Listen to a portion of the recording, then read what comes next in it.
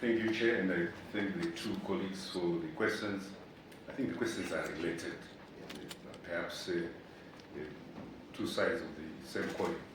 That in good years, Zimbabwe is now ordinarily food secure on account of the interventions made by the Second Republic, being the adoption of the Sustainable Intensive Conservation Agriculture model which we, alongside agroecological tailoring of crops, and also the accelerated irrigation development and the various supportive policies, including crowding in the private sector through a structured market liberalization approach, and of course attending to enablers such as mechanization and much more.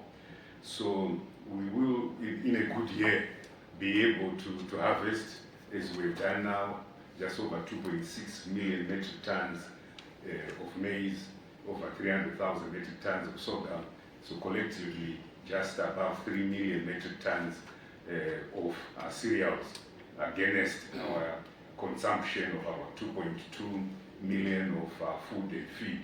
So a very healthy surplus, which is reflected now in the increase in the marketed crops.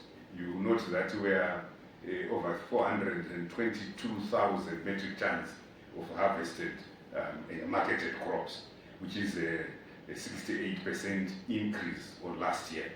And regarding GMB and its strategic reserve role, because of the structured market liberalization, ADA is now the main supplier of SGR at 91% contribution. And so GMB holds 239,000 metric tons as of 28 July. And it's very healthy.